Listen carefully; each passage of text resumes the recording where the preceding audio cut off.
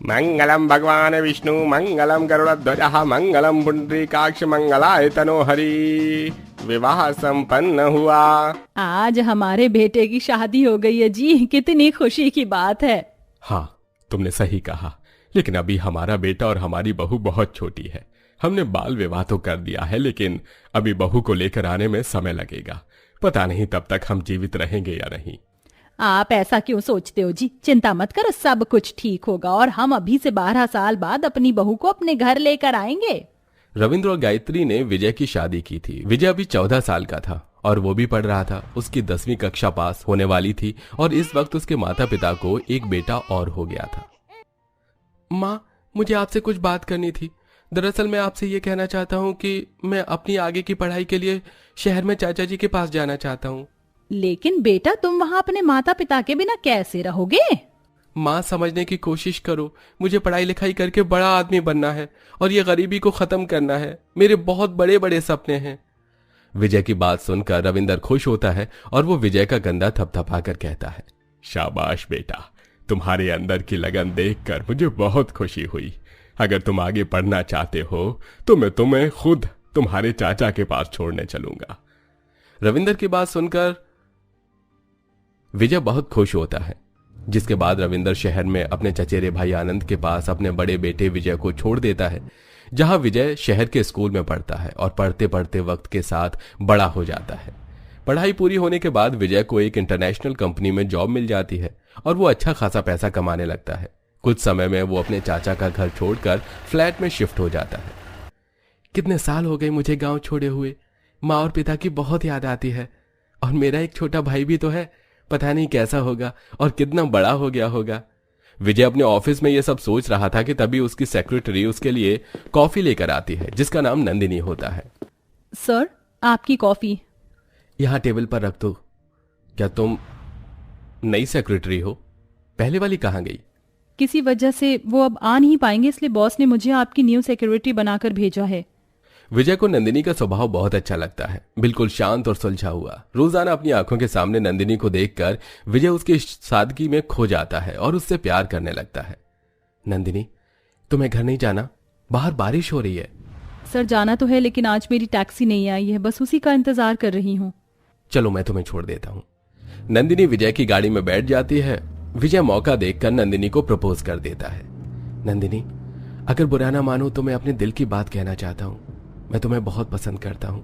यही नहीं, मैं तुमसे शादी भी करना चाहता हूँ। इसके बारे में तुम्हारी क्या राय है? चाहे तो सोचकर आराम से बता देना। मुझे तो आप पहले दिन से ही पसंद हो, लेकिन कभी कह नहीं पाई। ये सुनते ही विजय बहुत खुश होता है। अब उसे नंदिनी के दिल की बात पता चल रही थी, जिसके बाद वो बहुत जल्द नंदिनी से शादी करके उसे अपने फ्लैट पर ले आता है। दोनों साथ में पति पत्नी खुशी से रह रहे थे। एक दिन संडे का दिन होता है और विजय आराम से सो रहा होता है। तभी उसके फ्लैट का कोई बेल बजाने लगता है। अरे यार, आज संडे के दिन कौन आया होगा? सुनो, एक बार देखना जरा। नंदिनी दरवाजा खोलती है तो गांव के कपड़ों में वहां पर अर्जुन नाम का एक लड़का खड़ा होता है। मैडम, जरा मेरे भैया को बुला दीजिए, बोलिए उनका छोटा भाई आया है गांव से, अर्जुन। नंदिनी आवाज लगाकर विजय को कहती है। अजी, सुनते हो? कोई गांव से आया है, कहता है तुम्हारा भाई है, नाम है अर्जुन।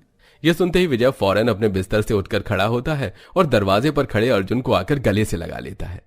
अरे मेरे भाई, मेरे छोटे भाई, पहली बार तुझे देखा था तो बहुत छोटा था। डर के मारे मैंने तुझे हाथ में भी नहीं लिया था। आज तो इतना बड़ा हो गया, पता ही नहीं चला। चल, आजा अंदर आ। विजय अर्जुन को घर के अंदर बुलाता है। इतना खूबसूरत घर देखकर अर्जुन बहुत खुश होता है। अर्जुन मेरे भाई, माँ और पिताजी कैसे हैं? अर्जुन उदास हो जाता है। भैया, पिताजी दुनिया में नहीं रहे, एक दुर्घटना में उनकी जान चली गई। यही खबर लेकर आया था मैं यहाँ पर। यह सुनते ही विजय फूट फूट कर रोने लगता है। गांव चलो भैया, भाभी आपका वहां इंतजार कर रही है। भाभी? कौन सी भाभी?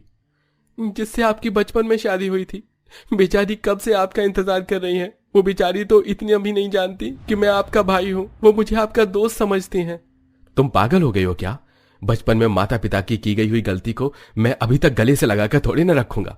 मैं तब बहुत छोटा सा था। बिना सोचे समझे पिताजी ने मेरी शादी उस लड़की से करवा दी। उसे मेरा कोई लेना देना नहीं है। मेरी शादी नंदिनी से हुई है। अपनी भाभी के सामने यह सब मत कहना।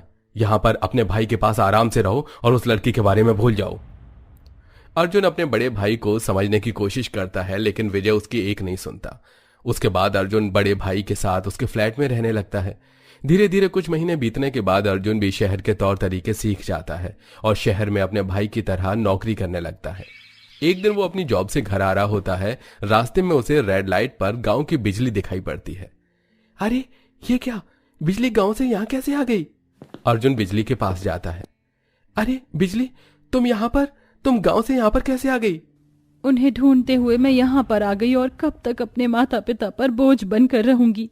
बिजली इतना कहते हुए रोने लगती है। उसकी बेबसी पर अपने भैया के किए हुए इसको सोचकर अर्जुन परेशानी में पड़ जाता है। देखो, सच कड़वा होता है, लेकिन मैं तुम्हें कुछ कहना चाहता हूँ। जैसे तुम यहाँ ढूंढते हुए आई हो, जिसे तुमने आज तक देखा तक नहीं, उसने शहर में रहकर किसी और से शादी कर ली है। ये सुनते ही बिजली के ऊपर पहाड़ टूट पड़ता है। ये तुम क्या कह रहे हो?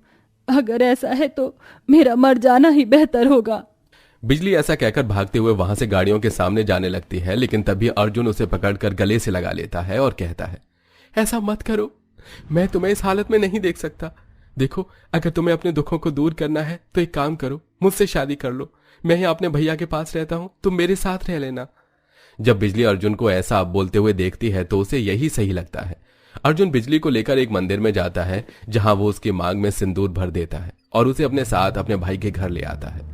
बिजली की खूबसूरती देखकर विजय उसे देखता ही रह जाता है। अरे अर्जुन, ये कौन है? भैया, ये बिजली है। दरअसल मैं इससे प्यार करता था और मैंने शादी कर ली। बेचारी मेरे लिए जान देने जा रही थी। यहां अर्जुन बिजली के सामने झूठ बोलता है, लेकिन बिजली कुछ नहीं कहती। अरे ये बिजली तो बहुत खूबसूरत है। अब मेरी देवरानी को दरवाजे पर ही खड़ा रखोगे या अंदर भी आने दोगे? नंदिनी का स्वभाव शुरू से ही बहुत प्यारा था।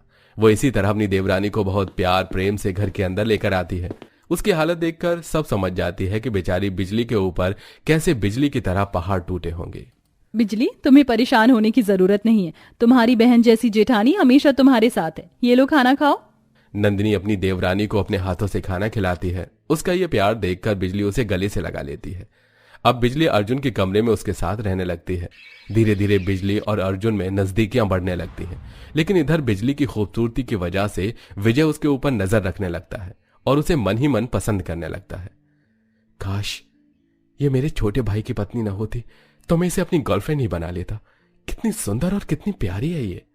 एक दिन बिजली रसोई में काम कर रही होती है और घर में कोई नहीं होता। उसी वक्त विजय घर पर आता है। ये मौका देखकर रसोई की लाइट ऑफ कर देता है और रसोई में आकर बिजली के बालों में अंधेरे का फायदा उठाकर गजरा लगाने लगता है। अरे आप आ गए, ये क्या लेकर आए हो? गजरा? इसकी खुशबू तो बहुत अच्छी है। हाँ, तुम्हारे लिए लेकर आया हूँ। तुम खुश हो ना? जब से आप मेरी जिंदगी में आए हो तब से मैं बहुत खुश हूँ। विजय ये सुनकर अंधेरे में ही फौरन वहां से निकलकर अपने कमरे में पहुंच जाता है और अंदर से कमरा बंद कर लेता है। इधर जैसे ही बिजली लाइट्स ऑन करती है तो उसे अपने आसपास कोई दिखाई नहीं देता। अरे ये क्या, अचानक से गायब ही हो गए? तभी रसोई में जेठानी आती है। अरे वाह देवरानी जी, तुम्हारे बालों में गजरा तो बहुत प्यारा लग रहा है। ये तो अभी अर्जुन जी लेकर आए थे, पता नहीं कहाँ गायब हो गए।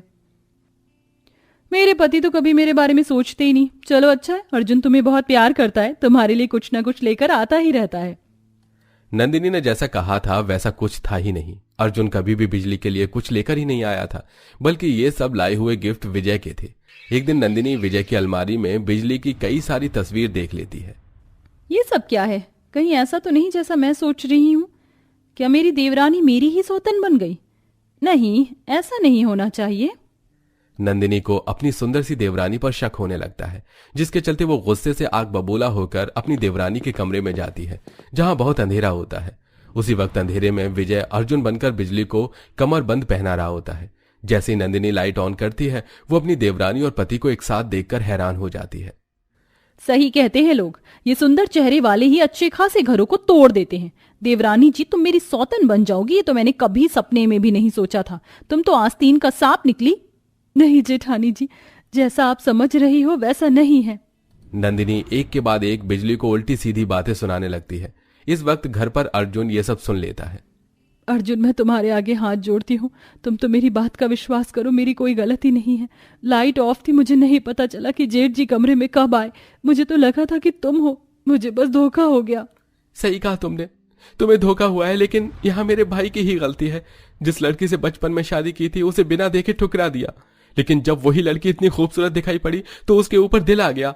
भैया, बिजली वही लड़की है जिसे आपकी बचपन में शादी हुई थी। यह सुनते ही विजय और नंदिनी के पैरों तले जमीन खिसक जाती है, जिसके चलते विजय को अपनी गलती का एहसास होता है और वो जो कर रहा था उसका भी पछतावा होता है। उसे बहुत बड़ी भूल हो गई, मुझे माफ कर दो बिजली। तुम्हें धोखा दिया, इसलिए हो सके तो मुझे माफ कर देना। और नंदिनी, मैं तुम्हारा दिल दुखाया, तुम्हें चीट किया, मुझे माफ कर देना। लेकिन आज के बाद मैं ऐसा कभी नहीं करूंगा, मैं वादा करता हूं। विजय के इतना कहने पर अर्जुन बिजली को वहां से हमेशा के लिए ले जाता है और इधर विजय नंदिनी के साथ एक नई जिंदगी की शुरुआत करता है। अब विजय अपनी जिंदगी में खुश होता है और बिजली अर्जुन के साथ खुशी खुशी रहने लगती है।